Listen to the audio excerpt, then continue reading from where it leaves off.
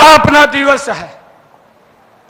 6 अप्रैल 1980 को श्रद्धेय अटल बिहारी वाजपेयी जी के नेतृत्व में इस पार्टी की स्थापना हुई थी और तब 2 सांसद इस देश ने दिए थे। और आज 2000 जब 19 का चुनाव आया, इसी पार्टी को इस देश ने 303 सांसद दे करके देश की सबसे बड़ी पार्टी के रूप में खड़ा किया है। और भाइयों, अब 2024 है। आज देश एक बात बोल रहा है, देश भी बोल रहा है और हमारे विपक्ष के राष्ट्रीय अध्यक्ष भी ये बात कर रहे हैं कि अब की बार ये हमारे विपक्ष के साथी भी इस बात को कह रहे हैं। क्या ना कहें, नरेंद्र मोदी जी का 10 साल का कार्यकाल ये पहली बार हमारे सामने है। भाइयों, जिस व्यक्ति ने देश को एक नई दिशा देने का काम किया है, जिसने जो कहा है वो तो किया है, परंतु जो नहीं भी कहा उसको भी धरातल के ऊपर उतारने का काम इन 10 वर्षों के अंदर नरेंद्र मोदी ने किया है। भाइयों, मुझे गर्व है, नरेंद्र मोदी जी ने इन 10 वर्षों में देश के गरीबों के लिए 4 करोड़ से ज्यादा मकान बना करके लगातार देने का काम जारी है। भाइयों, ये नरेंद्र मोदी की सरकार ने किया है।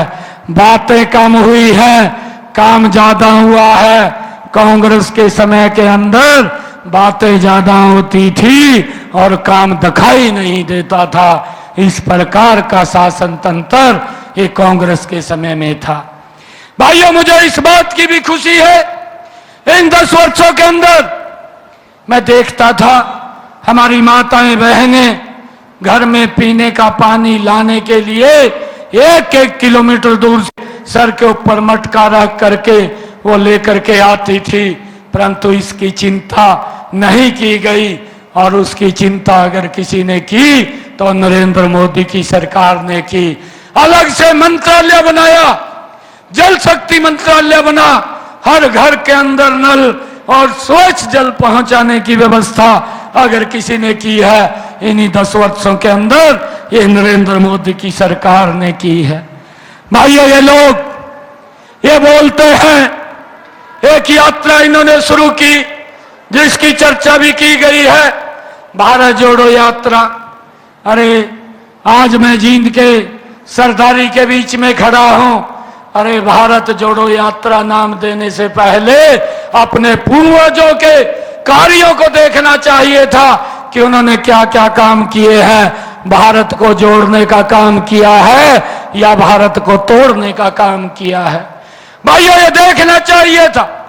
और आजकल मैं देख रहा था, इन्होंने जो घमंडिया गठबंधन के लोग हैं, ये कांग्रेस के लोग हैं, एक मैनिफेस्टो जारी किया है और मैनिफेस्टो जारी करके कहने लगे कि हम न्याय देंगे। अरे आप ये नाम रखने से पहले अपना पीछे का गिरेबान झांकना चाहिए था। आप आज न्याय की बात कर रहे हैं। आप देश के अंदर लंबे समय तक शासन किया है। पिछला अगर हम 2014 से पहले का शासन अगर देखें तो एक व्यक्ति को गैस का सिलेंडर लेने के लिए 3 दिन लाइन में खड़ा रहना पड़ता था। ये न्याय था या देश के लोगों के साथ अन्याय था? ये न्याय तो नरेंद्र मोदी जी ने किया है।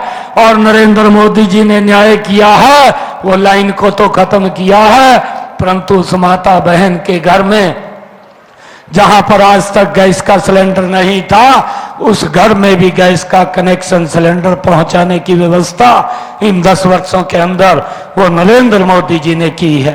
भाइयों, ये न्याय किया है, परंतु कांग्रेस के लोग, ये लोग देश के लोगों के साथ ये शोषण करते रहे हैं, अन्याय करते रहे हैं।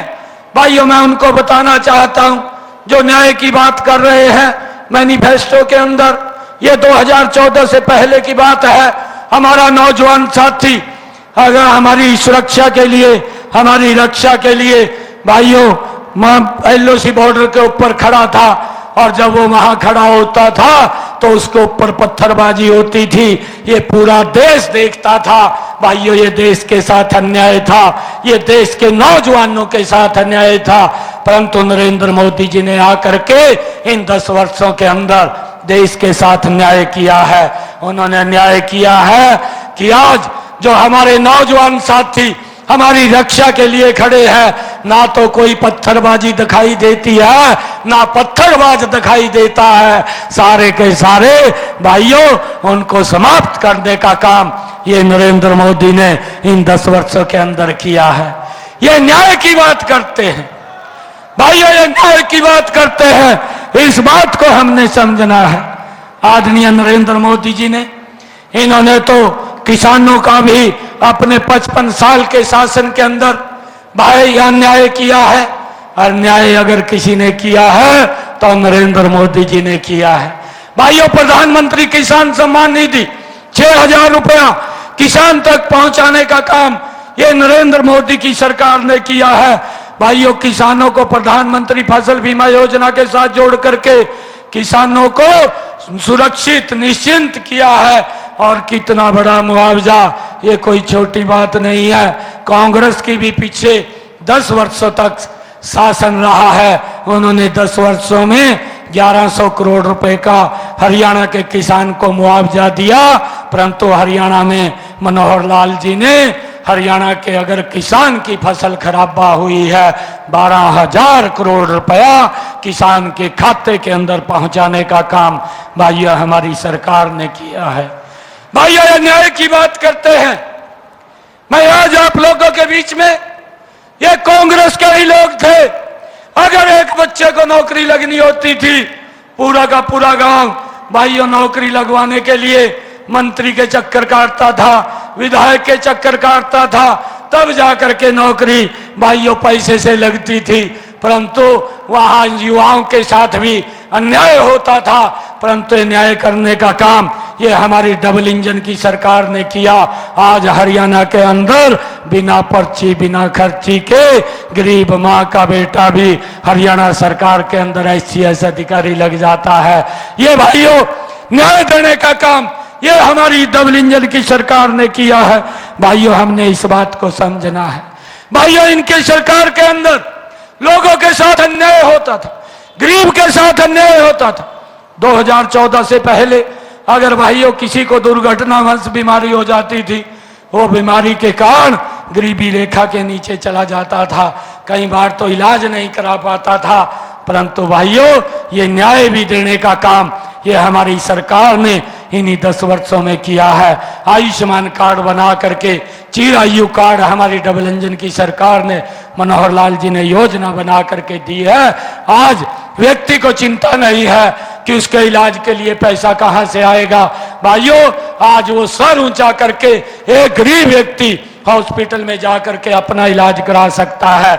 ये न्याय देने का काम ये हमारी डबल इंजन की सरकार ने किया है। भाइयों, मुझे खुशी है कि आदरणीय प्रधानमंत्री जी ने जो कहा उस बात को पूरा किया है।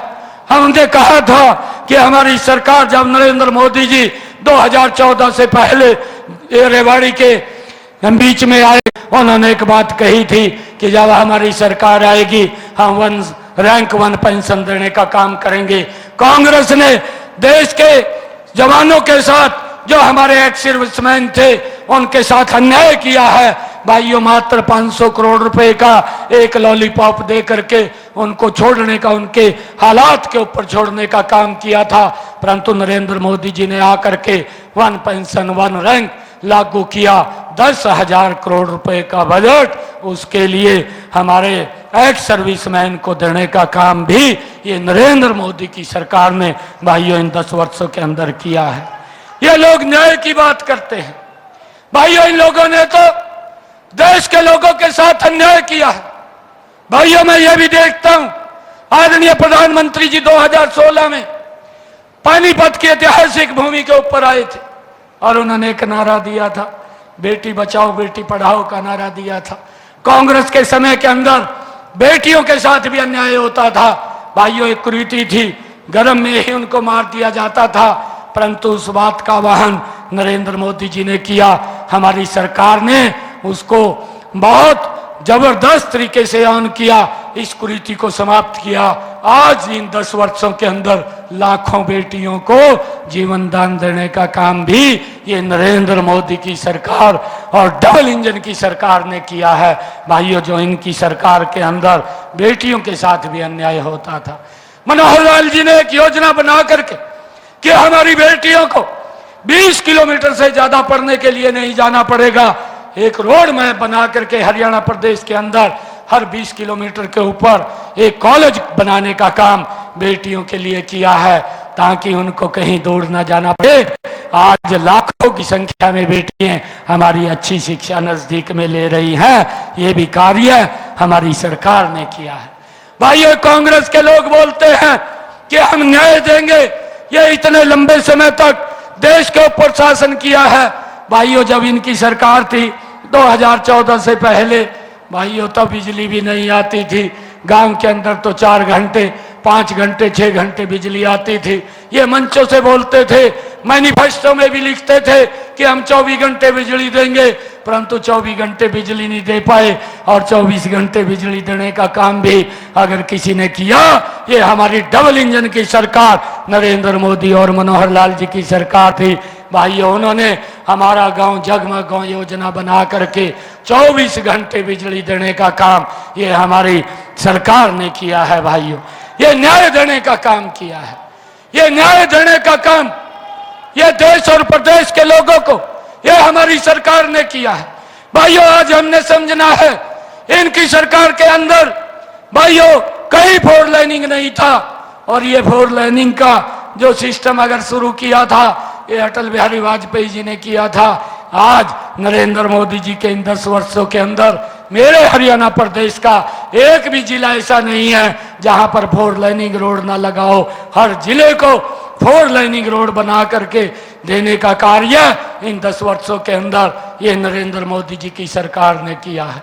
भाइयों, चाहे रेलवे की कनेक्टिविटी हो, चाहे देश की समस्याओं की बात हो, चाहे एयर कनेक्टिविटी की बात हो, चाहे देश के अंदर नए एम्स बनाने की बात हो, इन्हीं 10 वर्षों के अंदर 23 एम्स बना करके नरेंद्र मोदी जी ने देश के लोगों को स्वास्थ्य की दृष्टि से सुरक्षित करने का काम इन्हीं 10 वर्षों के अंदर किया है।